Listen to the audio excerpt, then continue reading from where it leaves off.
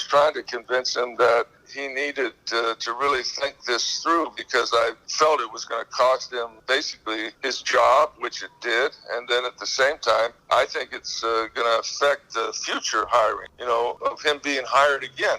And a couple of the assistants also had played for me. And so I just felt that this was not the path to take, that it was time to put the team before me, and that this decision affected the lives of the families, the kids, and the future of their careers. And I just didn't think it was a wise decision. But, Rolo's his own man. He made the decision he made, and now he has to live with it. How likely is it that this perhaps is the last time he will ever have an opportunity, you think, to be a head coach at the collegiate level?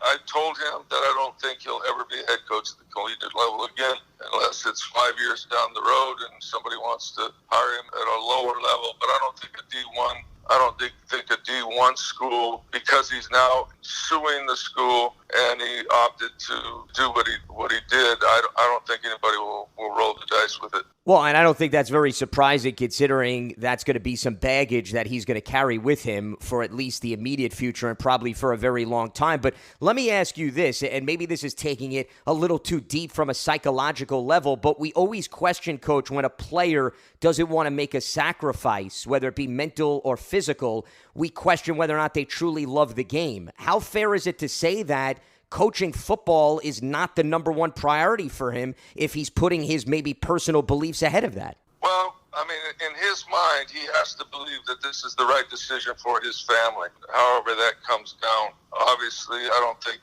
the coaching tree will feel that same way about it. I just think that this is not the right decision for him and his family, but he's the only one that can make that. And, if I get a job in the new XFL again and he wants to coach, I love the guy enough, I would bring him on and try to rev his career back up, but we'll see what happens. What is up, my friends, and welcome to another edition of the XFL Weekend Review. This is your host, Mark Perry. That was June Jones. Would he add Nick Rolovich to his staff if the XFL returns? That was on Sirius XM Radio. So he was on a Mad Dog Sports Radio with Lance Medow, and they were discussing the Washington State head football coach's decision not to get the jab, and he lost his job. And Jones mentored him during his time in Hawaii, and they are close after Rolovich played with Jones in Hawaii. But like the coach said, if the opportunity for the XFL comes back, that he would certainly bring him on. Don't know what their policy would be, but see that June Jones is still talking and interested in working with the XFL if it comes back. So what is up, my friends? That was a little clip. We've got a lot of audio clips and stuff in store for you today. So on this week's show, we have the latest developments with the USFL, plus we're going to replay the entire interview with Dany, Garcia, and Gerry Cardinale from the Sportico event this past week. I found it so interesting, and I really thought that fans should be able to hear the whole thing in its entirety. And I was like, man, let's just play the whole thing. And if YouTube has a problem with it or somebody has a problem, that it'll be edited out. So if there is an issue and it's not there, then you know why. But we really wanted to give you a chance to hear what they have to say, because this was a basic, straight talk about the XFL. And there were some really interesting things. We'll talk about those after the interview. It's basically about 20 minutes or so, but I think you'll really kind of enjoy that. Plus, we also get your social media stuff and so much more. Remember, if you want to be part of the show, it is very simple, my friends. All you have to do is email podcast@XFL News Hub with your thoughts and record an MP3 or a video on your phone, whatever you want to do. We'll play it on next week's show. Oh, and just for the record, if you didn't know, last week's show I wasn't there because there was a family thing going on. Kids are, two of my girls are cheerleaders. They had a big competition, and they did very well, and that was going on. I was like, I'm not going to rush it. Family first, especially after everything that XFL News Hub has been through, and I'm sure you guys out there have been through, over the past 2 years or so. Family first, and that's the way it is. Nothing too earth-shattering going on. So I was like, let's just, even though I came back and then paused it, I really usually Mondays are pretty good, but I got a full family life, and sometimes we might not hit the show, and that's as simple as that. But we'll definitely be on every day, every Monday, live at 8 p.m. Eastern as best we can. So if you want to be part of the show, remember to leave us a review on Apple Podcasts. We'll appreciate it. We're on Stitcher, Audible, Player FM, Google Podcasts, Spotify, and so much more. Also, make sure that you can watch XFL Week in Review live at 8 p.m. Eastern every Monday on YouTube, Facebook, and Twitch. That's right. Put us out there on Twitch as well. So, last week's question of the week: who should run the XFL? We got Russ Brandon, Rick Smith, Scott Pioli. We got reaction from you guys on that. This week's question is: I want your reaction to Dany Garcia and Gerry Cardinale interview. We'll get to that in a second. Make sure that you give us a review on Apple Podcasts. We appreciate that. And more than anything else, like this video right now. Like and subscribe, because if you like football, then you got to follow us on XFL News Hub, because we're talking USFL, we're talking the XFL, we're talking fan control football, and any other leagues that kind of interest that fans might be wanting to learn more about. So on this week's show, we're going to kick it off with the interview with Dany Garcia and Gerry Cardinale. Then we'll do that. Then we'll talk about some USFL stuff. Then we got a little bit of fan control, and then we'll take a little break, and then we'll get into your social media stuff. That's how we're going to flow with the show. So without further ado, let's get into some XFL news. All right, let's continue on. We started with Todd Boehly, part owner of the LA Dodgers and LA Lakers. And I am thrilled for this next one because this is about entertainment. These are folks I have dealt with before. I know they get how to do this. Dany Garcia, chair of the Garcia Companies, and Gerry Cardinale, founder of Redbird Capital. Both of you, thank you very much for joining us. Oh, thank you. Love being here. Good to be here, Scott. Let me start with where I started with Todd, because in sports, you can do everything right. And you're not so much the owner of the team, Gerry and Dany, but you can do everything right and still lose, not get the outcome you want. So I ask you, why do you put yourself through this hellish exercise? Well, I'll start with a perspective. It's when the question, you do everything right and you still lose. Look, I mean, there's the first starting point is lose in terms of on the field performance and lose in terms of the business of sport.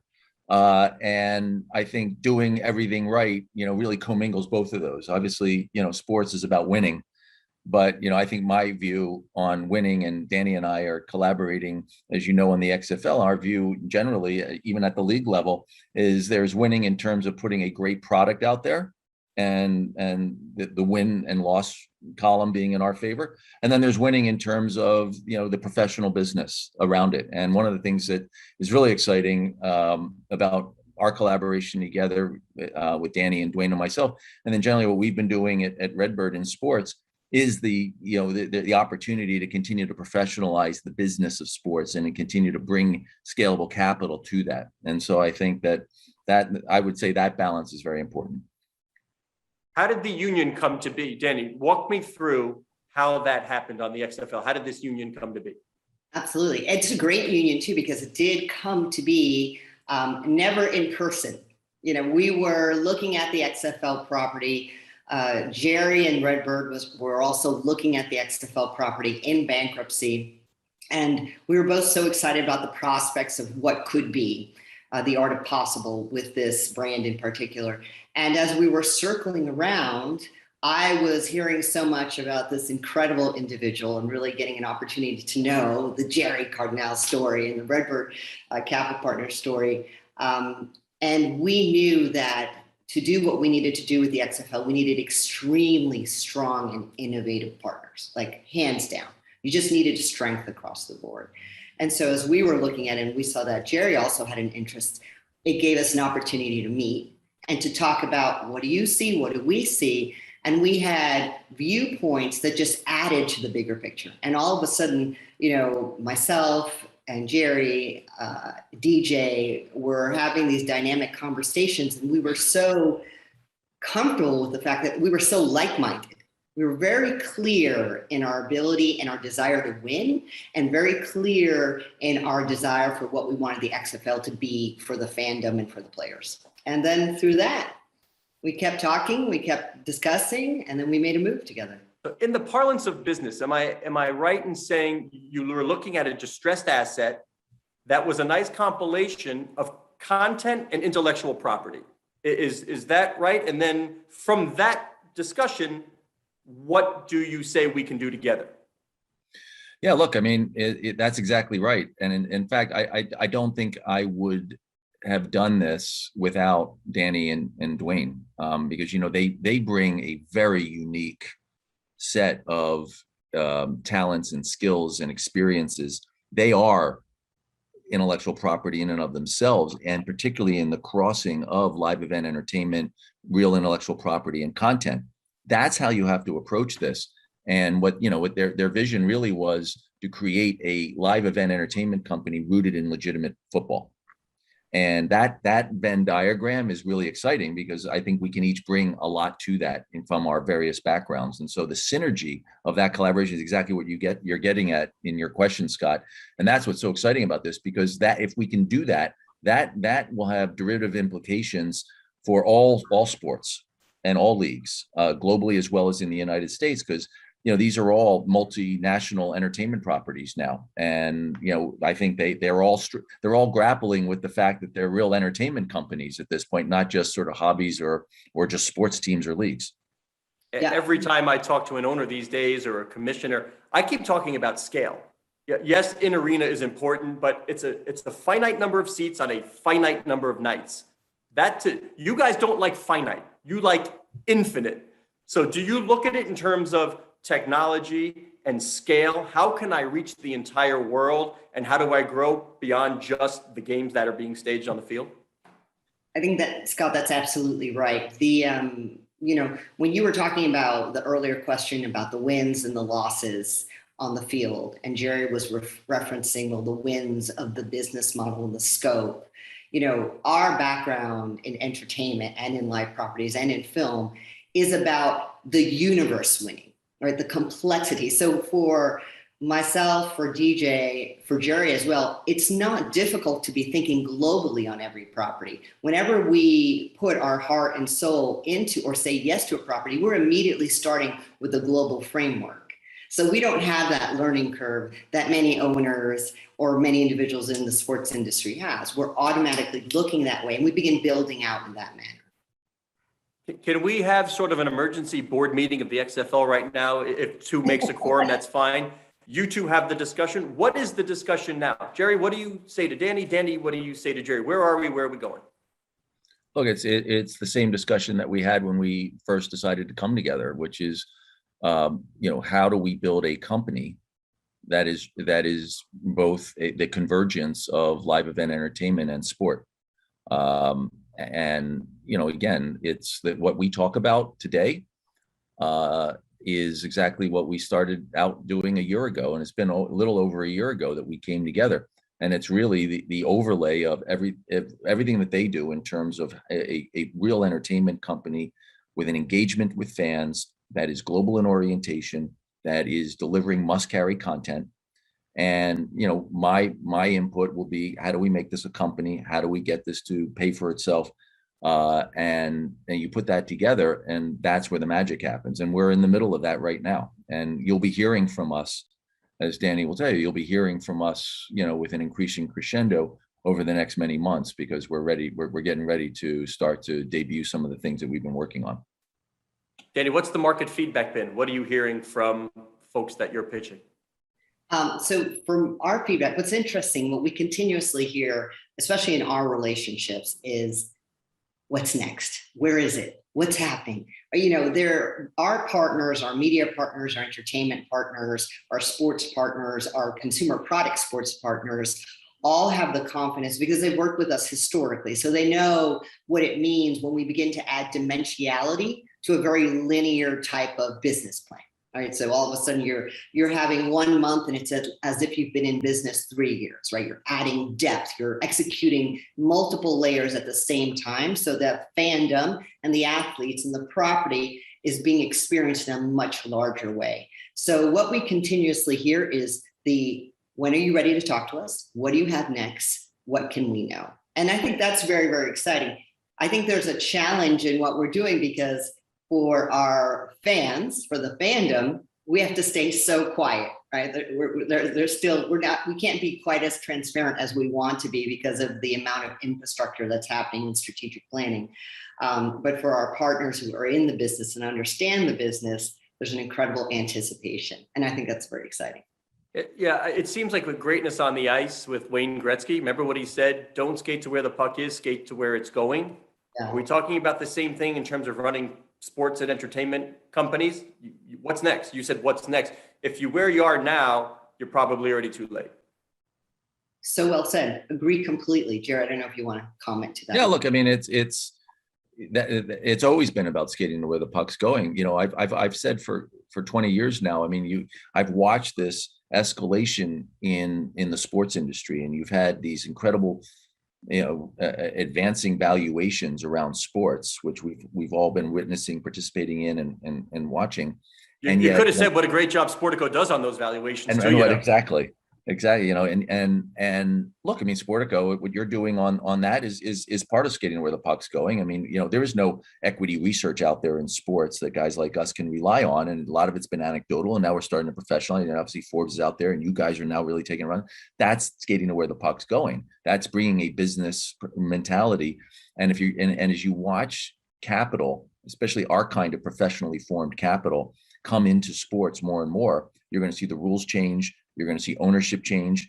You're going to see a different mentality. One of the things that Dany and Dwayne and I talk about all the time is that skating to where the puck's going, because in order to do this today, there's so much competition for the fans' attention.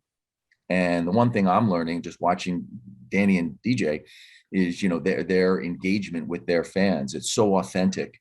It's at the heart of everything that they do. That's fantastic for sports, because that's what sports needs to do, continue to do more and more of. Sports is, we've always said, Sky, by going back to 20 years ago when we launched the S Network, I mean, sports is the best must-carry content out there, right? In the old days, it was non-TiVoable, right? That's still the case. A Yankee Red Sox game in the Boston DMA or in the New York DMA, that outrates everything. But, look, I mean, technology's disintermediated distribution. There's a lot more competition for viewers, for viewers. And the aptitude of the younger generations is different than the aptitude of the older generation in terms of how they want to consume content. We all got to skate to where the puck's going. That's what we're trying to do here. That's going to be a big thing. David Stern always said, give the fans what they want, how they want, where they want it. And before you came on, Gerry, Dany had the, I guess I'll call it fortune because I have to be nice, of meeting my son for a couple of minutes. So he is always my focus group of one. And then when his buddies come over, I can scale that to 2, 3, 4, 5. But they act so similarly. None of them will sit and watch a game. None of them. So what does that tell you? What do you need to do? If you can reach my son on the Xbox through video game, but not live event, if you can reach him on TikTok, what can I expect from the XFL in terms of the ability to put the arms around my kid who will not sit either live or on the couch and watch a 2+ hour game? So, Gerry, I'm going to want to jump on that first. And Scott, I want to actually address that philosophically first. Sure. So in the sports world now, and now as I get to live in it more and more, this idea that you can't take a step first without agreeing to a relationship with your consumer is probably one of the most foreign concepts in sports.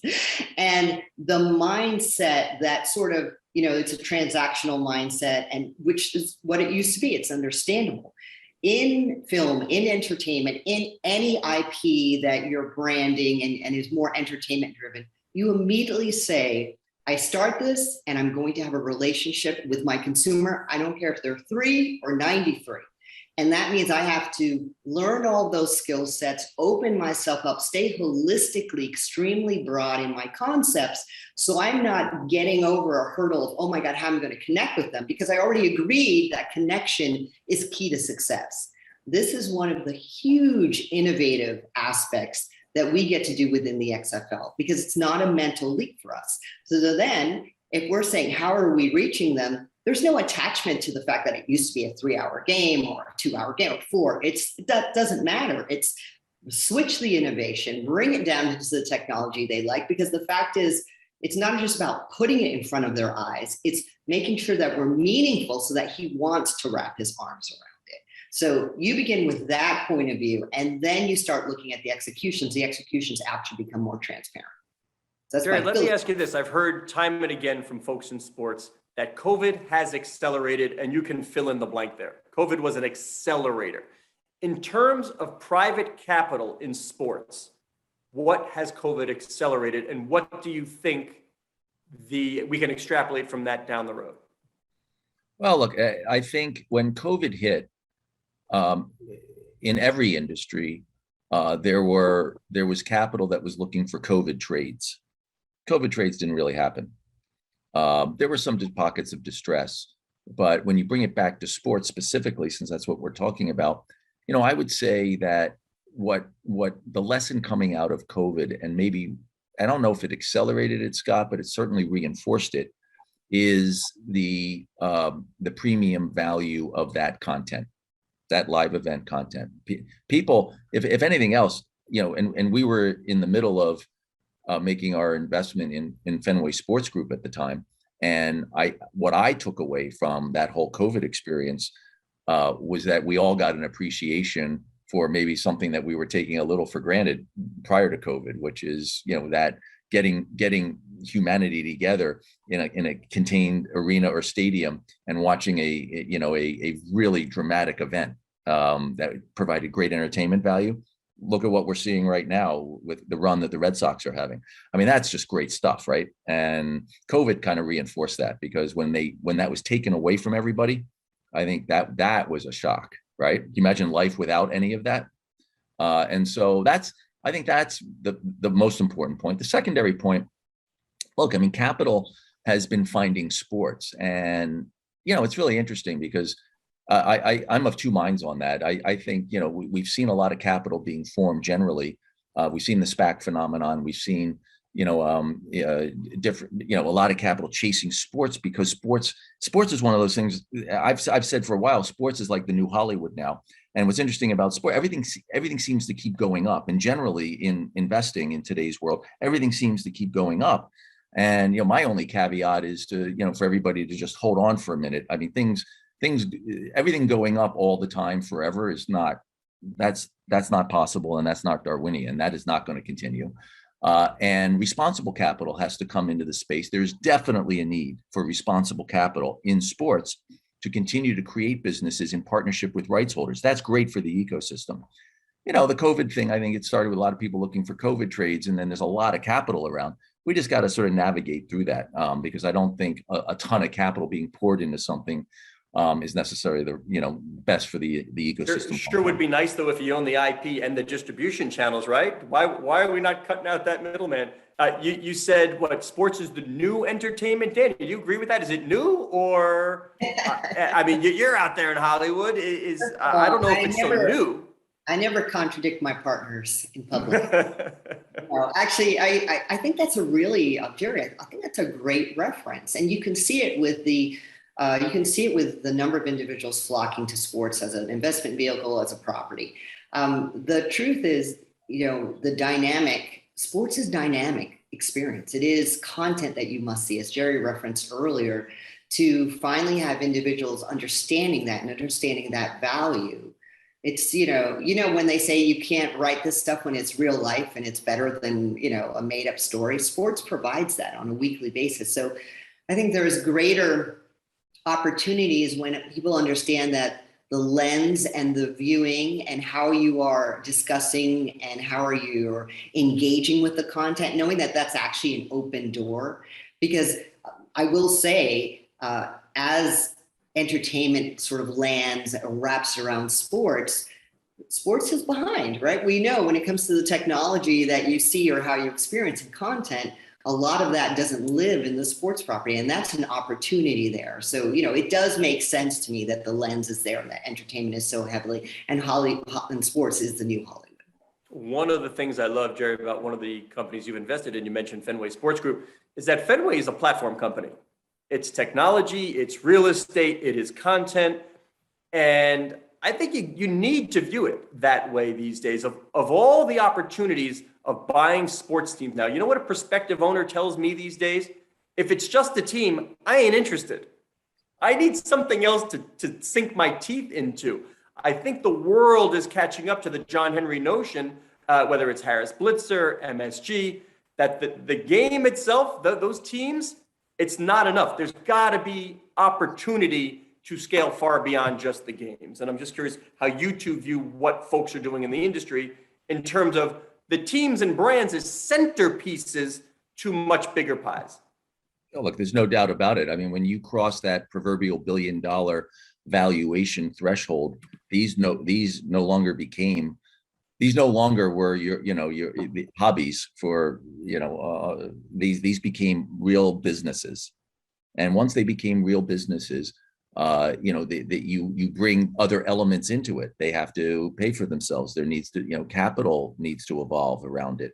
The ownership rules need to evolve. I mean, we keep seeing this progression in these valuations, and the people and the infrastructure that monetize that intellectual property and provide a value proposition, both for the owners as well as for the fans. That needs to evolve.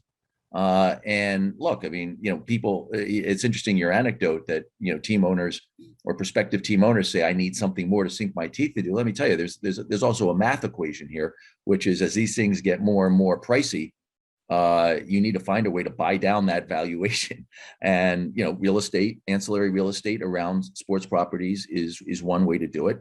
And in fact, today, for a while now, I've been saying that, when you look at buying into a sports team, you're also very much a real estate developer, and that's been good business. It's all about when you step back though, Scott. It's all about engaging the fan, right? The reason why developing that ancillary real estate makes sense is on a risk-adjusted basis. You are bringing people and traffic into that area, and you're only doing that if you're providing a value proposition and a great piece of live event entertainment. So it all fits really well together.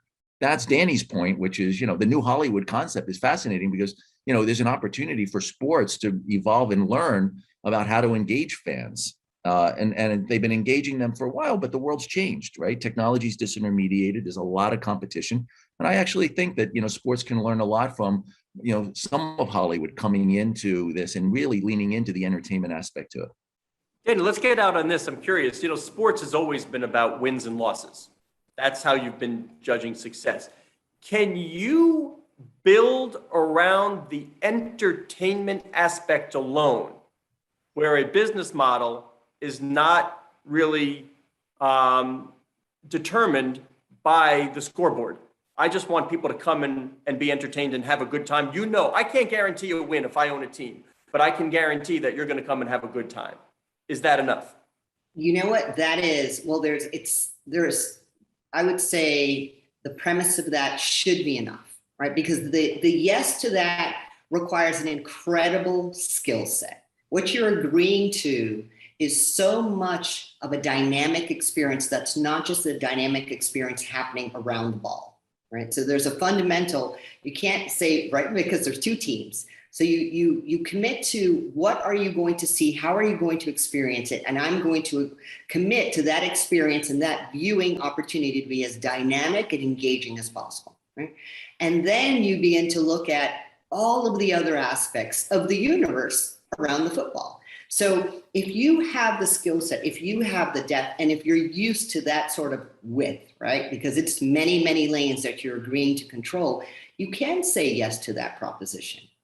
And I do think that comes down to ownership and the skill set and the smart capital that surrounds the property. But that agreement, to me, while it's much harder to execute on, in the longer term, gives you a much better success ratio as far as valuation and what is that value that you do. And I will say to you, Dwayne isn't a team, but if you were to look at him as an individual IP property, okay, we never guarantee wins or losses with him. And this is one of the reasons why our Project Rock brand at Under Armour is so successful. We don't have to win Super Bowl championships. We don't win World Series. This individual, this athlete who's not a professional athlete, has been able to develop around a brand, a concept that is about the journey and the experience, so the wins and losses become secondary. That philosophy doesn't translate exactly, but that idea, that delivering more than just the win or the loss for the consumer says, yes, I'll be there, because either way, that moment is going to mean something to me. And by the way, wins and losses are key. You need to have them. That's what makes experience. We're talking about the experience of football. So I would say yes to your question. All right, Dany Garcia, chair of the Garcia Company, Gerry Cardinale, founder of Redbird Capital. Thank you very much for taking the time.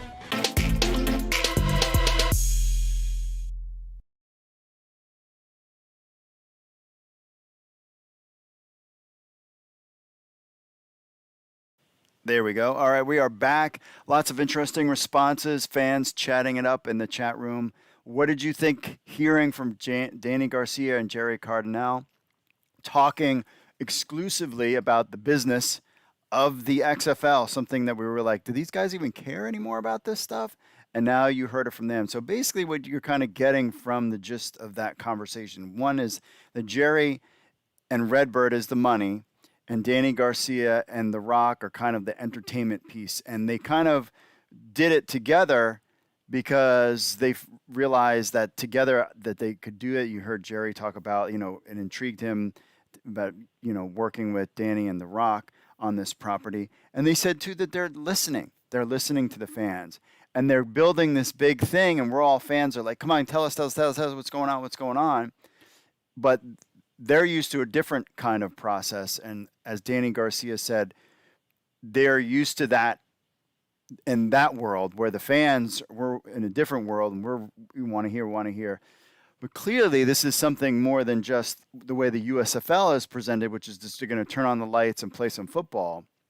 And you heard her there at the end talking about how, it's their vision for the XFL is beyond just wins and losses and about a whole kind of experience. So what that means, and I mean, you're talking some super heavy hitters that have been working on this for over a year. They've talked to, the CFL, who knows what other relationships they've talked to. We've heard them talk about, the global aspect of this league, something that the National Football League has tried to do, but there is no professional sports team. I mean, except for hockey and baseball, you're talking Canada, but there's no professional teams that are playing in Europe and in the United States. That's a heck of a check that you'd have to write to make that happen versus what the USFL is doing in the hub city thing. So clearly they're thinking big. But clearly, Gerry is concerned. He's the money guy, and that's where they need capital. You hear him say capital a lot in that. And I think this is a good partnership. The question is, what do they have underneath the hood? But clearly, they said in the interview that things are moving. Jay Noakes had a great art write-up on XFL News Hub. If you're interested in checking out just kind of the Cliff Notes version of what you just heard there. But one of the quotes at the bottom that really kind of interested me was, you'll be hearing from us with an increasing crescendo in the next many months because we're getting ready to debut something of the things that we've been working on. So this kind of poses the question, when do you think things are going to come out? Clearly, my timetable was August to have a CFO, October, kind of a direction that things are going on. But I'm guessing that now, based on what this kind of says in the next many months, remember, they could have dropped some big news at that point. They didn't. I really thought we were going to get something by the end of the month. We did get something with Jeffrey Pollack no longer being there. That was something that's kind of been in the works for a little while. The question is, what's going to come up? Nothing has been leaked out. It's very tight-lipped about everything that they're working on. it seemed like this CFL chatter kind of took things and paused what they were doing, but clearly that might not have been. We've just heard people that they're working on something. They're working on something. Well, I mean, this puts it in the realm of that January, February time frame. We're trying to get an idea if we're going to hear anything more other than Jeffrey Pollock leaving. But you'll have to stay tuned to XFL News Hub to find out more. So, but I really felt like there was a lot to take in there. There was a lot of definite corporate speak. I'm surprised synergy wasn't used. You heard those kind of words. Synergistically, blah, blah, blah, blah, blah. But at least you got to hear from the two main people, in my opinion, of the XFL. The Rock will be the promoter. Dany Garcia is kind of the brains, creativity behind the league, kind of thinking outside of the box. And Gerry is the guy with the money and the know-how and people in place that could run a professional football league. And because they've done this multiple times, I think the future, I don't think Redbird Capital is going to be around. Part of this whole thing, I think they'll eventually sell their assets because that's what they do. They buy distressed things, they build it back up, they sell it, they make money, and they move on to the next thing. So I don't think this is a long-term 20-year commitment from Redbird. I think they want to build it up and then they'll get out with a nice big fat paycheck. But I think Dany and The Rock will stay on for more than that. So lots of things to think about. Definitely want to hear what your thoughts are in the chat room. If you want a quick recap of all this stuff, check out Jay Noak's article on XFL News Hub when it deals with all of that. Some other quick news bits from the XFL world. Take-Two Interactive has filed a trademark dispute with the XFL over the Renegades logo. Found this little interesting tidbit. So Take-Two Interactive Games is the parent company of Year One Rockstar Games. You all know who they are. Grand Theft Auto. 2K Sports, good basketball game. Private Division, Social Point. They've taken issue with the Dallas Renegades logo, the letter R. So not the Renegades name per se, but the use of the letter R in its logo. Now, search in the Patent Trademark Office that they filed this dispute in August against the XFL's parent company, Alpha Opco, LLC. The dispute is over the use of the letter R in the Dallas Renegades secondary logo. That's right, the use of the letter R. If you look at all this stuff, Take-Two Interactive, basically, if you look at all of the amount of volume that Take-Two Interactive does with trademarks, basically anybody who has the letter R in some type of logo, they are filing a trademark dispute. I mean, and it's like hundreds. I had some names here: Reverse 2K, Restaurant Rockstars. I mean, we're talking hundreds.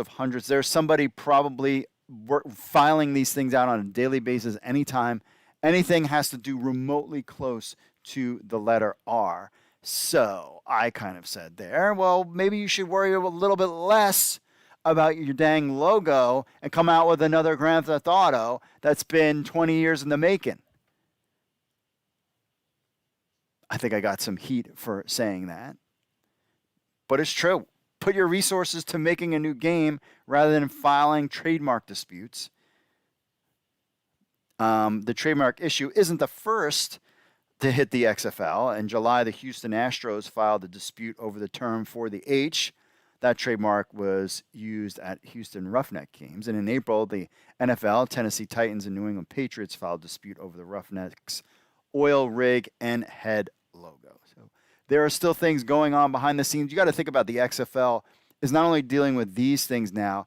It seems like the bankruptcy stuff is kind of coming to a close as well for the XFL. So there's so many of these moving parts going along. We're just going to have to stay tuned and find out if we get some more leaked news, perhaps. So stay tuned for that.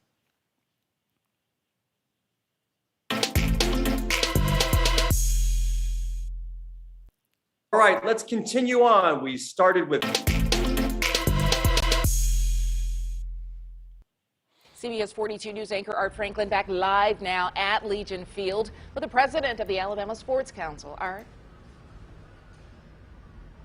And Sherry, thank you. I want to get right over to Jean Harmon right now and talk about this. She says that they have secured the $3.6 million to make this happen. If I can use a football analogy, how close are we getting across the goal line? I think we're about the 5-yard line, Art. A lot of people in this community worked really hard on this project. It's a great example of what can happen when we work together as a community.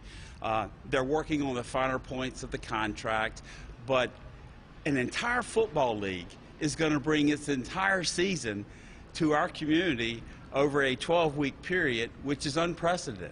I was going to ask you, we have not seen anything else like this except for the NBA bubble, similar to what we're going to have here with 8 teams being right here in Birmingham. Well, they got the idea, the USFL, from the NBA bubble, but they're not necessarily doing it for COVID reasons. They're doing it because they want to make sure they start right, keep costs under control. They have plenty of funding to make at least a 3-year commitment to this league, which is something the previous leagues have lacked. You have national television for all 43 games emanating from right here in Birmingham, and half of those 43 games will be broadcast on network television. So just great exposure for our community. 50,000 room nights from the league to put their players and staffs up for that period of time. Huge economic impact for the retail sector here in Jefferson County. You say at the 5-yard line. When do you think we get to the finish line? The attorneys are working on it now, so who knows, but it should be fairly quick. Look, they're going to start preseason March the 1st with practices, so they've got to do a draft. There's so much football work that the USFL must do, so time is precious, but we can make it happen as a community. Just a great thing for Birmingham and Jefferson County. And that's Protective Stadium, also Legion Field in play as well. Legion Field will have its share of games. The majority of the games will be at Protective Stadium. This will be a great practice facility and the host to at least 6 games right here at historic Legion Field. Gene, great job. Everybody's excited and looking forward to this. Thanks, Art. All right, Gene Hallman with the Alabama.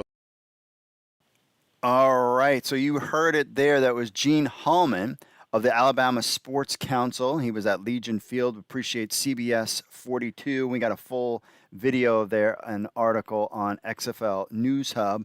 So we all know the $3.6 million needed for the USFL to get underway. They were able to finalize that whole agreement. Said now it's looking like now it's in the hands of the lawyers.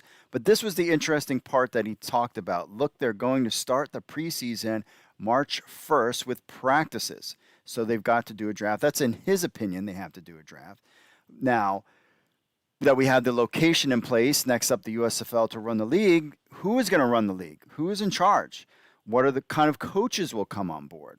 If there's an XFL player draft, where is that going to happen? I mean, if it does happen, it would need to happen in February, and that's only 4 months away. So we assume that the USFL are going to follow the spring league model. So it didn't take them long to kind of get things going and start playing games. But time is running, and it's time we should start here. I would assume we would start hearing some more USFL news coming over the next several weeks, because they are looking to start practice March 1st. Some other interesting USFL news to think about first, of course, is that the funding has been completed. We talked about that, so it's going to be in a hub city. All these games will take place in the spring. March or April 15th was kind of the date that we had heard, with games televised on Fox, FS1, NBC USA, and NBC's Peacock. You notice that Mr. Hallman talked about how half of the games were going to be on broadcast television. So that makes me think that you're going to see a lot of these games on NBC's Peacock as well. So maybe you would get 1 or 2 games, on a Saturday, or on a Saturday and Sunday, and then the other games on Peacock. It'll be really interesting if our man Mike Mitchell can get out there. We've been trying on the CFL side of things is to get some streaming numbers from ESPN Plus when it comes to CFL games. No one has really been forthright with that kind of data. It would be interesting what NBC does I would love to see the comparison, what kind of streaming numbers either one would get. And we noticed during the XFL season, when games were on Fox and ABC, the numbers were higher, traffic to the site was higher. Even when it was on ESPN, it did well. But when you started getting to that, like Fox Sports 1 second channel and these kind of second and third tier channels, the viewership had definitely plummeted. So it'll be interesting to see how that goes there. That's pretty much what's going on. We've got the season's going to take place. They've raised the money, and we're going to kick off Friday, April 15th. So there you go. So basically half the games, you'll get a game probably on Friday and Saturday on network television, and then streaming, probably on Peacock or who knows, Fox Sports 1+2 or whatever heck they have going on there. Other USFL interesting news, trademarks. So we've been following the trademarks of all kind of things that are going on with the USFL. They just trademarked this past week the Mobile Stallions. I thought this was interesting because part of the deal for the USFL to play in Birmingham was that Birmingham was going to get a team. Cool. Hey, we'll do this thing. We'll front some of this cash so we can have a team in our league. And then eventually after year 2, when some of the teams start to play in their own cities, and then on year 3, when everybody is out in their own cities, if you didn't hear that piece, that's been talked about. That's part of the proposals, that year 1, it will be a hub city. Year 2, half of the teams there'll be basically 4 teams, maybe if they expand, will be in that location, but a couple other franchises will be out in their cities, and then by year 3, it will be spread out. So that's season tickets and that whole kind of revenue. So it's kind of this slow build versus coming out of the gate hot like AAF and the XFL 2.0 era, and it looks like the XFL 3.0 era. But they have a whole different kind of thing that they're going on. But I found it interesting, and why would the Mobile Stallions, of all things, get trademarked? Now, Mobile, Alabama is 3 hours away from Birmingham. So it's not like, it's just a neighboring city where they potentially would have games, or people from Birmingham would be like, yeah, that's cool. Like, you can take our Stallions name. So just found that very odd. There's 2 stadiums that they can play at. There's no question, there is places to play there. But I just found that piece interesting, that they would that the NSFL Enterprise Co., which is owned by Fox Sports, would want to trademark the Mobile Stallions name, unless it was leveraged to use against Birmingham to come up with the money, because they could be like, well, hey, if you're not going to, maybe that's what it was, now that I think about it. Hey, if you're not going to play ball, we'll go 3 hours away in Alabama and set up a team there. So maybe that was their little kind of nudge to get everybody going. Hey, man, you got to play the game to get what you need.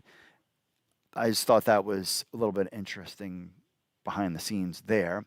And finally, our friends from the NFL have taken issue with the USFL's Michigan Panthers trademark.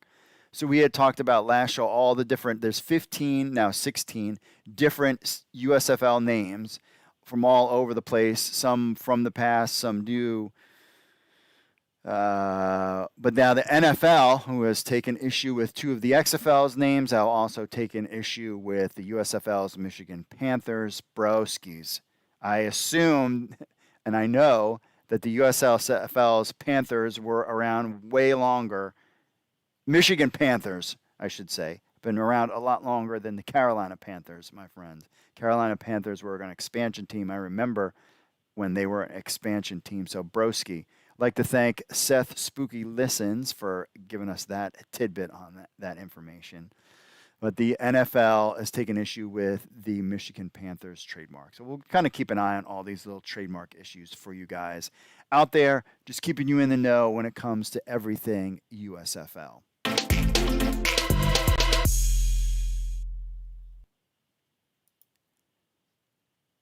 So we've covered the USFL. We've covered the XFL, of course.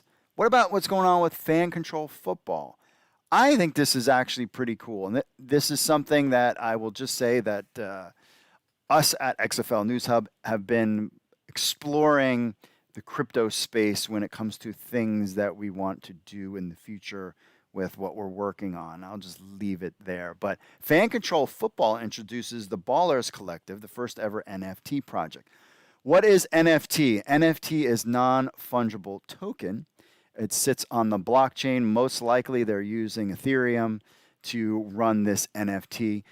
I can tell you right now, just to simplify it for you guys out there. So the NBA has NFTs, and I've purchased a couple of them.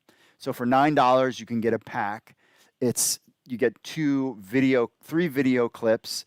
There's only, my starter packs, so that there's only 40,000 of this video, or maybe there's 20,000 of this video, and it's got the date and information and the video clips from different angles. So if you're a Knicks fan like me, you would want to collect some Knicks NFTs from NBA.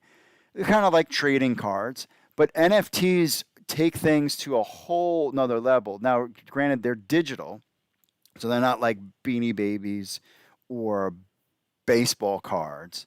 But what's cool about NFTs is that, number one, you can turn around and sell them if you want. So they're, if I wanted to buy a Knicks one, so my $9 I spent on a pack of 3 NFTs, because I'm just trying to experiment. I want to see how all this stuff works. You could sell them on there, but they also have, it's just as you move up the ladder, the more rare things go. There was one of 5, I believe, LeBron James dunking in the NBA Finals, and that one, if you got that in one of your packs, somebody sold theirs for $300,000. Currently, I think the other couple LeBron Jameses on there are selling for like $75,000. And in the baseball card market, the thing is so watered down. The NFT market kind of is more controlled.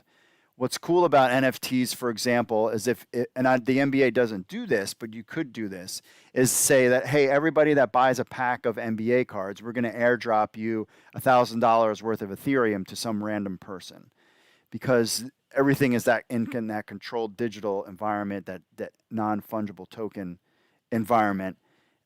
So that's what you can do there. What the cool thing about NFTs for content producers, so if you're an artist, for example, and you are great at digital art, and you use, there's a bunch of different websites out there, and you create art, and we've seen people do that, and some people create a lot of crap. Other people, if it catches on, we've heard about, there's the story about the 13-year-old that's got $1 million worth of Ethereum in his account, and he was making whale clip art. People wanted it and whatever. I'm sure there's a lot of junk out there too, but if you're an artist and you sell your painting, for example, and I buy your painting for $20, and somehow I can turn around and sell that for $3,000 to somebody else, and the artist gets nothing in return. And that's the way it works now. With NFTs, for example, you can put in that contract that if you buy something from me and you sell it, that the original artist can get 2%. So that's how this kid was able to make $1 million, is because people were buying his NFTs and then reselling them, and they got more and more popular on the resale market. So it was just automatically dumping in his account Ethereum tokens, Ethereum crypto, because it just kept getting resold, and he was getting 2% of every resale, and it got one got resold 10 times, and he got a cut of the action. And that's the thing, that's the beauty of what NFTs are, is it's basically cutting out the middleman and allowing the transaction to be from the person who bought it to the person who created it.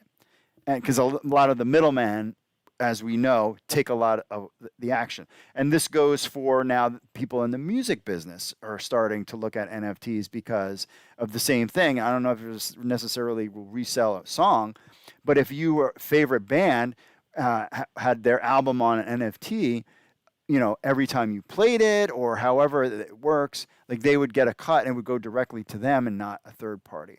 Some people are like, I don't understand, who the hell, why would you ever do something like that? Who cares? Why would you buy some kind of video clip? And my kids said the same thing, and I use them as an example. So my one daughter is a huge Flash CW fan. Hit me up on chat, give us a like, or put a +1 in the comments if you are a Flash fan from the CW. She loves the show. And I was explaining to her NFTs. She's like, I was like, well, what if you were one of 20,000 people that were able to own the first 30 seconds of the first ever episode of The Flash. Would you be interested in that? Would you buy that? And she was like, oh my gosh, yes, I would absolutely buy that. That would be awesome. I would love to have that. You know, and it's on your phone. You show your friends. You're one of all these people. But now take that and think about what television shows can do now to generate revenue from their popularity. Right now, it's just, hey, we have our television show. It's on cable. And we get money that way. And, you know, the artists can do cameos and they're getting paid that way. But now you can sell bits and pieces of your show. Now, I don't know the legalities of, you know, trademark, the whole lawyer stuff. But in effect, you can do that. So you could create a show like The Flash that makes its money on the CW and everything like that. And then you could cut up your season into different NFTs and people can collect those. And that's digital collectibles, and that's what they are. And we're living in a digital world, and some people will say, well, why would I want a digital clip art or a digital video? The question is, you know, it's not physical like a Beanie Baby or a basketball card, but to the person who's collecting it, it has value to them. I mean, you see in the back, Alf, I grew up watching Alf. If I was able to get an NFT of Alf, I would be all for it. Would I spend $300,000 on it? If I had $300,000 like it was nothing, sure. But I don't have that kind of money. So yes, of course I would never spend that kind of money.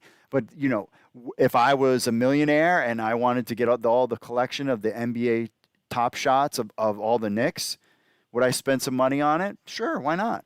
And that money goes back. I don't know if the players get a cut of that action. I don't know that aspect of it. But that's what NFTs can do. I always thought you need to apply that to sports. And the NBA is the first one doing it. Other people are coming online. Fan control football is doing it as well. I am all in. I think this is a fantastic idea. It's another way to generate revenue for your football league. It would be cool if they could do highlights, and those highlights, you know, a cut of that action would go to the players, however that works. But essentially, they're doing something called the Ballers Collective. So 2 fan control football expansion teams will be exclusively managed by fan collectors holding one of their team's unique programmingly generated all access Ballers Collective NFTs, making the FCF the first professional sports league to embrace the NFT with real world utility. And this is what's also cool about NFTs is it's non-fungible token. It's a smart contract between you and essentially you would be a contract with Fan Control Football. Having that connection with you, you know, whether it's clips or whatever, but that also allows you to do real world stuff and give benefits to the person who holds the NFT.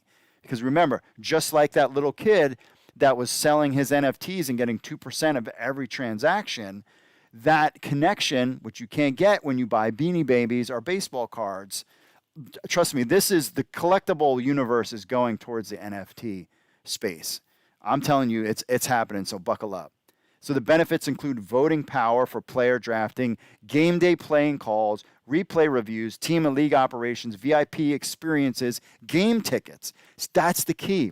You have that connection with the user, and now you can do things with that. Hey, if you're owner of this NFT, you can airdrop $1,000 to whoever owns it. I mean, talk about the incentive right there just to own it, that you could just be sitting there and all of a sudden you get a message saying that there's been $1,000 deposited into your account just because you're an NFT holder. And you could do that every 6 months. You could do that after every game, however you wanted to do that.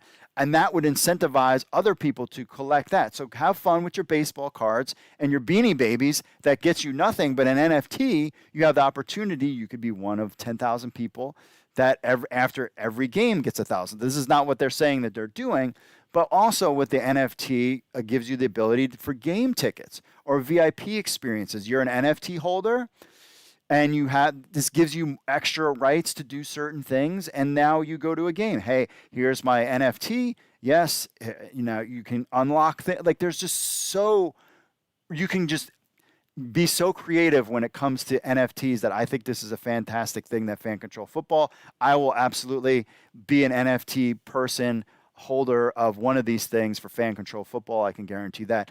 And because I'm a technology person by trade, I am a software engineer, I am a nerd, and I do this kind of stuff because I want to learn how the technology works. And this is really fascinating. And what I can tell you about the crypto space and NFTs, we own Dogecoin News Hub, so we follow this all the time. Dogecoin doesn't have NFT properties to it. It doesn't have any smart contracts. If they bridge to Ethereum, which is their talk of doing it, then maybe that would happen. But for now, they don't.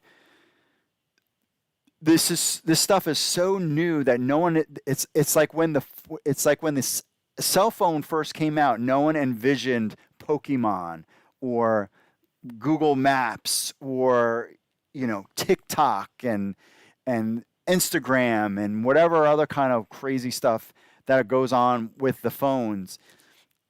The phone was just a platform. NFT is just a platform, and the creativity is only beginning.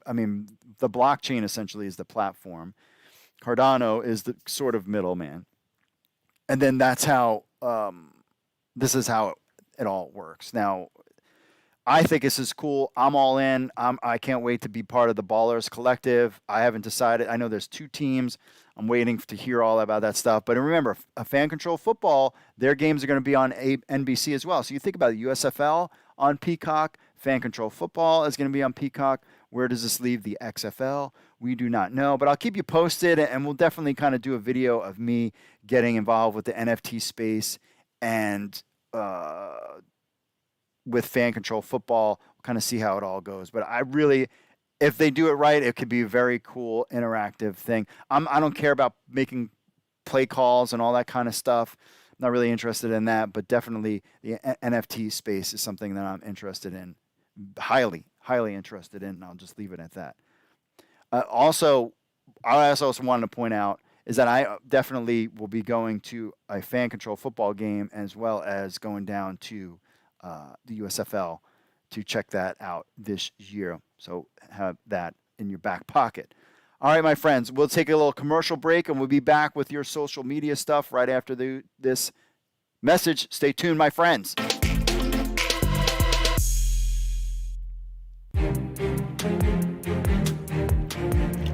This week on the Markcast, more USFL news. It looks like it's almost a go. And finally, we heard something from Redbird and Dany.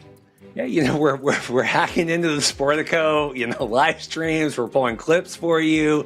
You can hear Dany talk about why they have been less transparent with the fans maybe than they would like.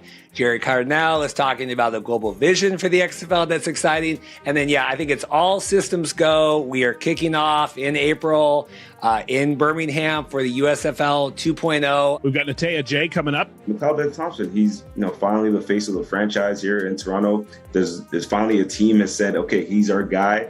And I have to say he's earned it. The guys in the locker room love him.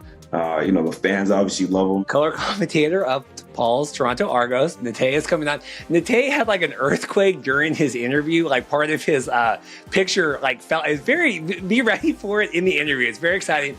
Longtime friend of the show, Rob Vanstone and Candy come back. Candy makes an appearance. She's in a cone, but Rob's back. You wait all this time, you wait 2 years for football to resume, and then it's just not very good. And I'm not a CFL hater. I think I'm the antithesis of that. I've been watching this league for 50 years. And then Paul McCallum, I asked him about his thoughts of my campaign for America's CFL team. Not America's CFL team. And you have to see what he has to say. In the time since you've been on the podcast last, we have now adopted the BC Lions, one of your former teams, as our official team. I have coined them America's CFL team. Do you support me in that campaign?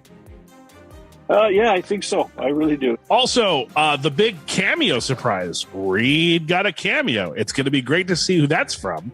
That's going to be interesting. Longtime listeners of the show know our dabbles in cameo, and this one I feel like lives up to the hype. Is it a frenemy of the show? Well, you'll find out. And of course, we're asking: does the CFL have an entertainment problem? I mean, when Toronto keeps trading away quarterbacks, maybe they don't. Just tune in.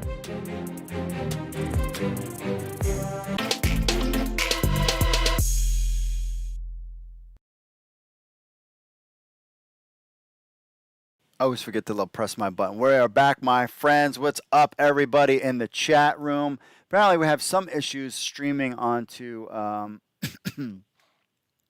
Facebook today. I don't know what's going on with that. But remember, smash the like button. If you like football, other than the NFL, and I like the NFL too. I think the games have been great. If you like the CFL, we're not talking CFL. That's for CFL News Hub. Reed and Paul on Markcast do a great job interviewing people. If you want to stay plugged in with the CFL, it's been fun. There's been a lot of controversy. It's funny because if I had said what the conversation is going on with the CFL about having an entertainment problem, people would take issue with it. But they can say it, and then it's okay. All right, whatever. I have my opinions about the CFL. I think the CFL's problem. I think the 2 or 3 downs thing is an issue. That's to be debatable. But I think the real problem is there's just not enough teams, and that's something that the USFL and the XFL are going to run into that issue. As there's so many games in the CFL, but they just kind of rotate and play each other all the time. And I don't think there's enough teams in the USFL. I think that's kind of a problem. And they've been around for so long to only have 8 teams. Really need to get to, start expanding to get some more variety going on with that league. But anyways, Paladin Demo, what's up? G-Man Collections, Jose Jimenez, Billy... Little Bitty Customs, Buddy Johnson checking in. Everybody checking in. What'd you guys think of the... let's see here. Jared says, what engagement, LOL, tell us about the XFL. I was thirsty for some news and got nothing. I think the biggest thing to get out of the Dany Garcia, Gerry Cardinale thing is that they are listening, and they know that the fans are kind of amped up and like, hey, give us some news. But they're also focused on building something big. They wouldn't appear on this thing together if things weren't coming soon. And I think this is part of it. I think they're teasing things out. And I don't think the time to strike is just yet. But they clearly talk all the time. They've been doing it for over a year. They tried to get something going on with the CFL. That took them down a certain path. I think they're ready to go, and I really think it's going to be something innovative and different coming from Dany Garcia and The Rock, and we'll just have to kind of stay tuned for that. Kuda Man says, as fans, we all wanted 2022, and I feel that 2022 would have been a good to start, but they're putting their fingerprints on this new XFL. Just got to see what's going to be different. I mean, Mike Mitchell has kind of mentioned that, he wouldn't be surprised if maybe the team names were gone. And I mean, like, this could be a completely different league. That's something that we weren't that we were used to before, with the rules. Like, who knows how this is going to go? We're just going to have to see how things are going. Jose says the XFL needs to avoid NFL cities. I don't see how they can grow a fan base in LA. They need to focus on former non-NFL cities like St. Louis, San Diego, San Antonio, Oakland, and Orlando. I've already told you about my conspiracy theory about the USFL cities, and we'll get into that in a little bit since somebody brought that up in the social media stuff. So let's get into Richard's in there too, talking there. We'll get to some of your comments here in a second. Let's get to some social media stuff. We had a long show today. First, let's get into the Facebooks, which is not streaming. I got to figure out why that's not streaming on Facebook. USFL to Birmingham funding complete. Daniel says, awesome. Grant Jones says, how or will the players get money? I did the calculation. Remember, they were talking about $50 million for each season. Divided by 8 is $6 million, $6.25 million per team. You figure overhead costs for other things, say roughly between $5 and $6 million per team. You figure head coaches will kind of eat, and coaching staff and trainers. I mean, that would probably, let's say, eat up $1 million. So maybe there's $4 million left over for players. Now you take your $4 million and you have how many people on a roster? Let's say 54 on a roster. I don't know if they're going to do a team 9 type of thing. So there you can kind of break down the math. You figure quarterbacks will probably get maybe $100,000 or $50,000. Who knows what the deal is there. And this is all things they need to kind of figure out in the next couple months. It is November 1st, my friends. And things are moving quickly. In 5 months, they're going to need to have, some kind of draft, or at least announce what players are getting on what teams, especially now if it's the USFL. Before, it was just guys kind of playing just to get tape. Now, these games technically count. So therefore, drafting and building your franchise counts, because if these franchises are going to be in New Jersey or Tampa or Jacksonville or San Antonio, wherever they're thinking about putting some of these teams, you have to start building your franchises now. We'll see. And like we said, that one guy mentioned drafts. I don't know if that was something that they had discussed, or was that something that he was just saying that they would probably need to do. It would be very cool to hold an online draft, just like the XFL did. It wasn't very hard, and people tuned in, and it was huge traffic for us, the XFL draft. But the NFL taking issue with the USFL's Michigan Panthers trademark. Joshua says, back when the CFL had U.S.-based expansions, the NFL took issue with the Baltimore CFL Colts name. They went with the Baltimore CFLs for one season. Tao says the Michigan Panthers were around long before the Carolina team. That's what I said. Ron said Michigan were the Panthers long before Carolina even joined or was even thought of, so the NFL can shove it in the commissioner's rear end. There you have it there. About Dany Garcia and Gerry Cardinale on the Sportico thing. Richard says, why? This league is going nowhere. USFL and Fox Sports are the big daddy. And spring football from here on out. The Rock and his friends just wasted $15 million. Yikes. And then Sandy says, what happens when the USFL doesn't even kick off? Brett says, please explain how that's going to happen. Paul says, blah, blah, blah. Wake me up when you do something other than vague. Teases Dany. So fans are a little snippy about what's going on with the XFL. They're interested, but they're being a little persnickety. Potential USFL team names and cities. We talked about the 15 team names. Dany says, why doesn't St. Louis get one for? This goes back to what I was saying before. You notice, aside from Houston, all these other teams stayed away from XFL cities. And now we're hearing basically what we're hearing about St. Louis is that the NFL is basically going to lose this multi-billion-dollar lawsuit, and it would be easier for the NFL to just open an expansion team in St. Louis than rather fight this lawsuit. So St. Louis, you could be getting an NFL team before your battle. They wouldn't make that decision this year, but who knows? Maybe they'll just steal the Battlehawks name. Who knows? David says XFL and UFL just need to get over it and merged into two divisions. Why have competing leagues when you can just end it if the other one folds, blah, blah, blah. So there you go. They're talking about that stuff. I think I might have even talked about that last week. PJ Walker makes his NFL debut last week and played again this past week. Michael says 3 for 14, 33 yards, and 3 sacks. It was that bad. Damn, not a memorable debut.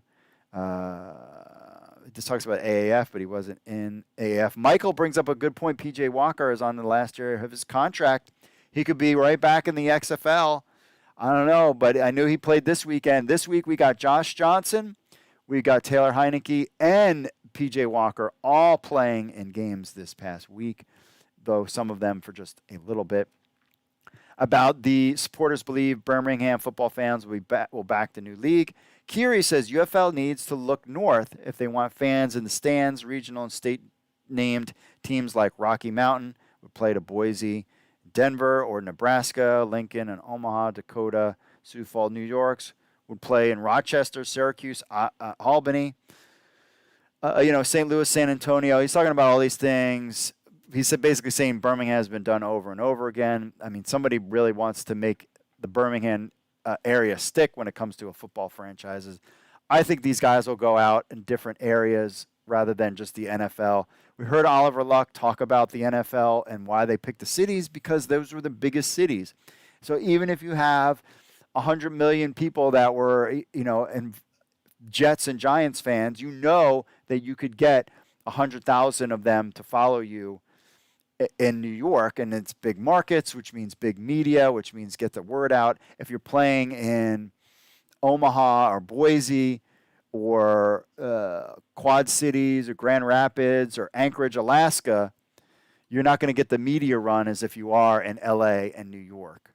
That's really part of it too. But, the XFL did not do Chicago. That would have been too cold in there.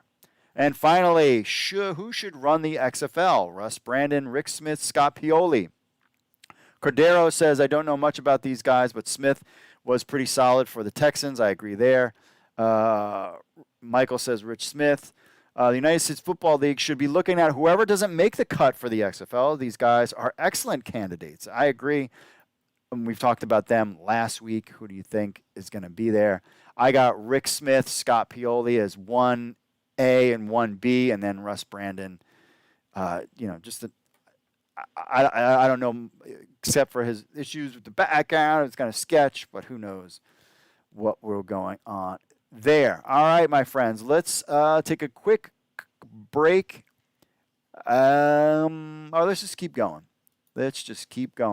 Now, let's take a quick break, and then one more break, and then we'll get back and wrap everything up. We got a couple more hits to go there with your social media stuff.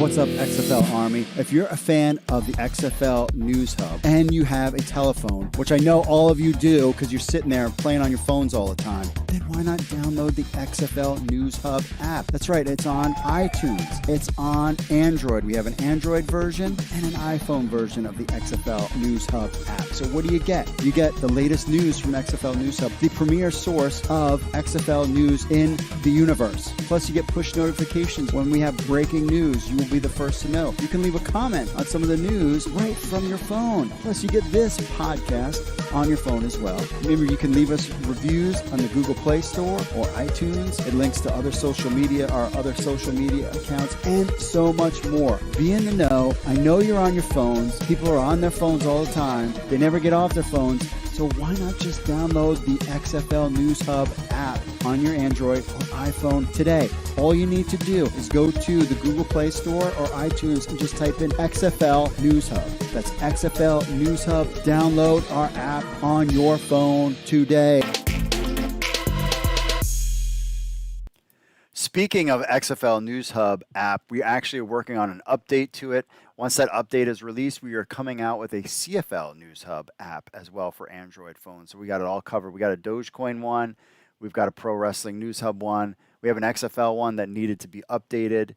That's being upgraded. And then we're going to have a CFL one too. And then we'll start working on your iPhones as well. On to some more of your social media stuff. The Raging Dolphin Maniac says every one of those USFL cities and team names listed are straight up relaunches of the old USFL as they were in the early 80s. Based on that, I assume that the uniforms and logos will be the same as before San Antonio was the Gunslingers. And given the success they had in the AAF, they could be coming at some point too. Yes, I hope for that. Gabriel, yes. R.I.P. Josh, my Twitter friend. Rest easy. Yes, I agree there. Again, thoughts and prayers with Josh and his family. I mean, it's still, even with all this USFL stuff going on, I'm always like, he would have loved to be part of all of this chatter with the USFL and with the stuff that's going on the XFL and fan control football. I mean, this was like the time to do it. And I'm always, being like, all right, well, let me send this to Josh to take a look at, and just to not have that. I mean, we've been praying every day for his kids and his family, and we'll definitely be doing something for his family for the holidays, so stay tuned for that. Gregory says, R.I.P. Josh Davis. Always found his reporting spot on. He'll be sorely missed by all football fans. Josh may not be here and see it, but he will always having a new football league here in the United States, and that's a good thing. So rest well, and thanks again for all you did of us rooting for spring football. May God bless you and your family. Amen. Gregory, my friend. Amen. Harrison says NBC is also with the USFL, makes the potential competition even higher for 2023. Totally agree with you there. Jason says, please don't woke. I don't know what that woke crap. Get out of here. Theodore, I don't think the NFL logo and Garcia's picture equals partnership. Could be paying homage to the past XFL players that made into the NFL level. Hey, Theodore King, talking about conspiracy theory, that is a good point. That just could be, that they were, that's absolutely a Theodore. A+. That's a great point there you had. And Dan says, I was in the video, RIP Josh Davis. Yeah. Thoughts and prayers with his family as well. Still, it's just been a crappy year. And he would have loved all this stuff going on with the XFL and all these leagues. On to more social stuff. We got Jay Noakes wrote up all that article about the Dany Garcia Sportico stuff. TFFA, Andy Gonzalez says, have these people been exceptionally well at not leaking information? Yes. They need to be a little bit more sloppy, please. We need to get some leaked information. We're trying, man. We're trying to get some kind of leaked information and not getting anything about timeline, potential names, who knows. Sam Schwartzstein would be a great pickup for the USFL, just throwing it out there. Talking about the kickoffs and that awesome kickoff between the New York Guardians, the first kickoff return for a touchdown, and the Battlehawks. Loved that. Roger Sherman says, I always forget how rowdy the 2020 XFL games were. People were legit getting into it. Yes, look at the fans. It was awesome. Awesome there. _ Cruel Miss says the XFL was so good, I honestly had almost as much fun watching it in the NFL. PJ Walker led the Houston Roughnecks for life. Yeah. Who knows what happens with PJ Walker? It would be fantastic it'd be great if he came back, but then it would suck if he came back. You know what I'm saying? Mark Cast, remember this one, the Dany Garcia pumpkin from last year. That was in 2022. The XFL pumpkin. No pumpkin this year. And he said, Jake Henry, STL, Jake H says, we need that 2023 pumpkin now. I agree with that. And Andy, already got Andy on that one. On to the Instagram about Scott Pioli, Russ Brandon, Rick Smith. Jim says, whoever can get the league up and running before we get to the next century. That's a good point.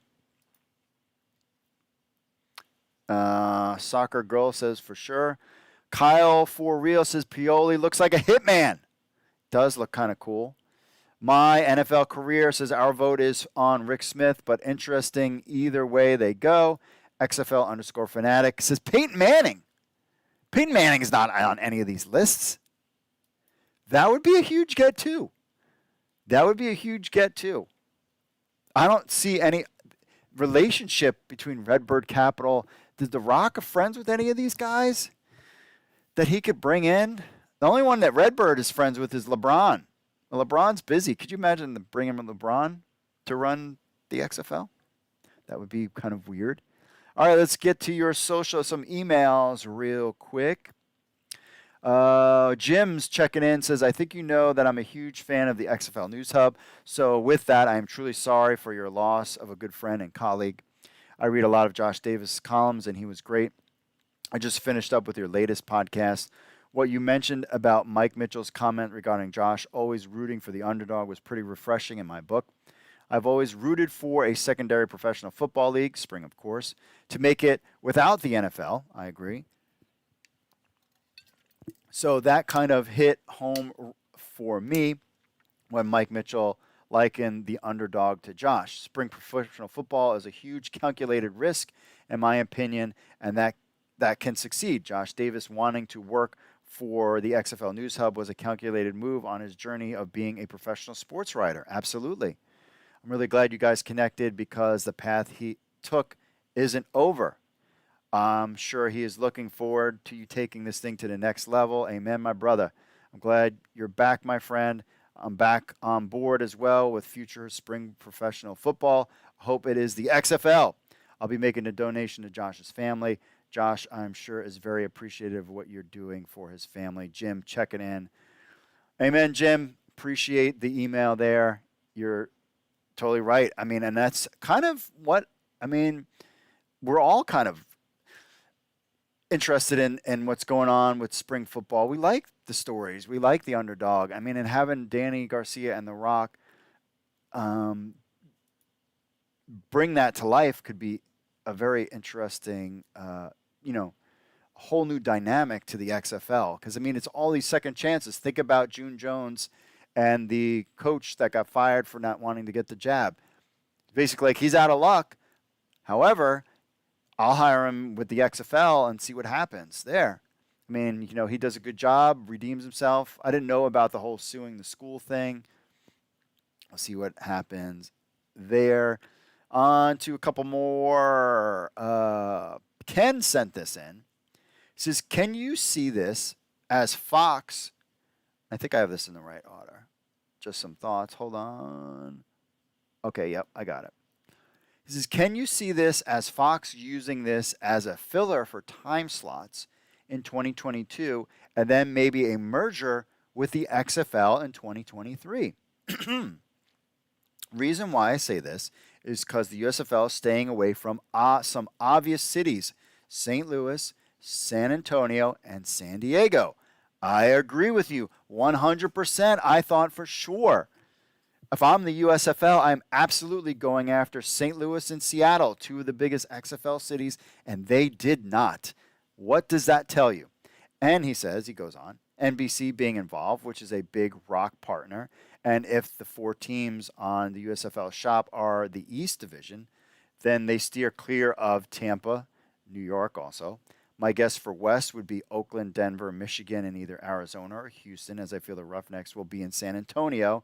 Just some thoughts. Or XFL could be going with ABC, ESPN/Disney. To me, seems like Fox is looking to go on their own or set things in place for a merger in 2023. Whatever the case is, it all is very interesting. I agree with that 100%. The other interesting thing that's been going through the grapevine, and I'm sure maybe some of you have heard this, is that Disney is looking to dump ESPN. Think about that. Disney is looking to dump ESPN. Whether that's true or not, who knows? That was such a hot property, and sports is such a hot property to get eyeballs. The business model of television is shifting so dramatically, and it's starting to accelerate and move quickly, with streaming, and we've seen movies. I just went to the movies to see the new James Bond, who I still think Sean Connery is the best James Bond, and I like Roger Moore too. Daniel Craig is good. He's just not as cool as those other guys. Give me a +1 in the chat. Give me a +2 in the chat if you're about Sean Connery over Daniel Craig. We'll just throw that out there for you there. However, there is a massive shift going on in the viewership and how things work. I mean, you're talking once the NFL ditches DirecTV and they do their own thing. There was talk about the NBA and Major League Baseball being on some kind of network, streaming network together, or some deal that was being talked about. The shift is on and changes are taking place. The fact that that Disney would want to get rid of ESPN is real telling to me about where the business of television is shifting and where they want to go. Because ESPN was a crown jewel of sports, and sports. I don't watch ESPN. I can't stand the show. I think the channel used to be great. It's so watered down and just uninteresting and crappy, and you can get better guys streaming online than you can watching some of these ESPN shows. But people still have the fixed mindset, and just like the people that still watch crappy WWE programming over AEW will still watch crappy ESPN because that's what you do. When you want to watch sports, you watch ESPN. Well, something called YouTube. Something like XFL News Hub or the Markcast. You can watch those, and it's way more entertaining and more interesting than some of the trash that's on ESPN and even Fox too. I hate to tell you. Finally, last email, Mark. This is from Fourth and Long. Says, didn't you say there was XFL news coming up, or was that just Pollock departing? Like that you keep up on the. Oh, I like that you keep up on the USFL news as you've been. Fourth and Long checking in. Thanks for the email there. That was what was that was the news that we were hearing that was percolating, that there was going to be some kind of movement when it comes to the president hiring and comes to the XFL. I was hoping that it would be more than just that, with the XFL starting to roll things out. But you said in the months ahead that Gerry Cardinale just said, well, I'm sure we're just going to get teases here on out. I don't think we're going to get any kind of new merch. I think it's going to be radio silence pretty much as we move into January. And I think January, they got to turn the lights on and let's go, because you're going to lose a lot of juice to the USFL, because that's going to be the main story. And I don't know how they're going to compete for players. I wonder if part of it is they want to see, this could be a cat and mouse game too between the USFL and XFL as far as what are you guys going to do. But you've got to know that these guys have all talked together. Fox has talked to Dany Garcia and The Rock or Gerry Cardinale. People, the space of all these people in the sports media business, the circle is small. So I wouldn't be stunned if they all had talked to each other on there. Let's see. Let's get to a little bit of chat room on the YouTubes real quick. Remember to give us a like and subscribe. Always give us a like there. Richard says, I really hope the XFL will return in 2023. I'm very comfortable with the XFL returning. I was a little concerned about Jeffrey Pollock leaving. And then I really thought that not hearing anything, but I really felt a lot better listening to Gerry Cardinale and Dany Garcia talking, because I'm like, yeah, these guys are going for it. They really are. And it's just they're going to roll it out, but it's going to be a crescendo. And a crescendo means it starts small and then just keeps ramping up. So stay tuned for that. They've got partnerships everywhere, so it should be a pretty good thing. We'll just have to stay tuned for that. Little Bitty Custom says this really feels more like an excuse than an explanation. We'll see there. XFL Fan Talk says the USFL will jump into cities they want teams. LK for sure. That San Antonio is the perfect spot. The bubble is the right move for the USFL starting off. I mean, this is all about business model too. What has the better business model? And Brian Woods was certainly like, yes, the best business model is a slow build. We'll see. But yeah, I mean, by year 3 or 4, to these guys to merge together, that's. I wonder if that will be the future. We will see about that. Little Bitty says, looks like I'll be watching. Jared says, XFL is competition. Let's see here. Paladin Demo haven't got a season yet, and USFL is already expanding. Yeah, it's true. Let's see here. Somebody said FCF, Jared, all about the FCF. He said, okay, that's my hometown, so is Fall, South Dakota. They have many minor league teams there. Paladin says Mobile, Alabama's 187K. Theodore King says that's their population. Isaiah Harris, USFL and XFL for the win. Yes. We haven't heard anything about fan control football when what their season is going to be yet, have we? 314 J-Rock says, hello, everyone. Welcome to there. Isaiah says, XFL 5 weeks of fun, AAF 8 weeks of glory. BMN said the XFL and USFL cannot coexist, at least not for long. Either one folds, they merge, or the NFL buys one. I don't think the NFL will buy anything, but I absolutely think that they will have to merge at some point. I agree, because you can't compete on something of such thin margins as a pro football team starting out. We'll see how that goes. Paladin Demo says ESPN has been trying to be independent for at least from Disney's current mandates. We'll see there. And Alex says USFL is better. Well, really neither one has done anything yet. Aside that we're getting a hub city, but we haven't. That's just from the media. And Alabama. There's no official word yet. Hopefully this week, knock on wood or so, we'll get some official word from one of these two leagues. If I were a betting man, and I've been terrible at my CFL and NFL DFS, so don't take my word for it, but I would assume we would hear something from the USFL first. And, once the lawyers kind of get their thing going, and then they'll roll out a plan. I assume that folks within the XFL know what this plan is. Don't you just want to be in that room and just be like, hey, is that a mouse over there? And then grab that pamphlet, stick it down your shirt. Oh, I don't know. It's Philly. You must have lost your pamphlet somewhere. I would read that thing. I mean, that is, talk about some reading that I want to get involved with. That is it. Charlie Miller said Hartford, Connecticut has many minor league teams in baseball, soccer, and hockey. So Hartford could support a USFL, XFL team. Got family in Connecticut. I'm all about Connecticut too. It's a good spot. We'll see. But again, one of my critiques about the CFL is not having enough franchises with only 8. So that's why the fact that they didn't go after St. Louis and Seattle tells me something. But who knows, my friend. That's how we're going to. All right, we'll let you guys get going and watch some NFL teams tonight. I think got NFL games on tonight.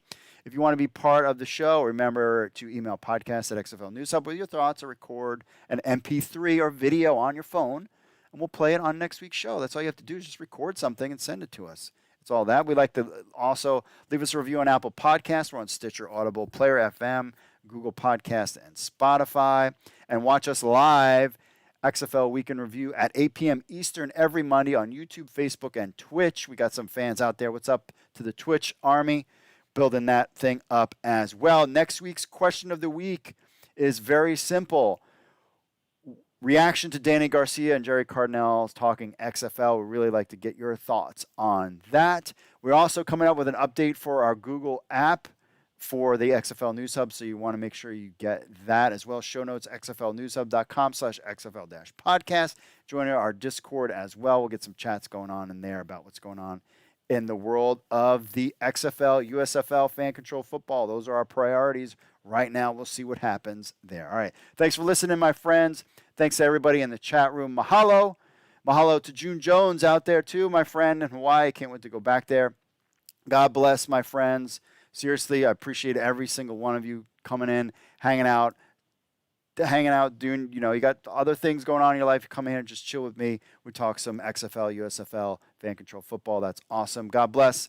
And I will see you all later.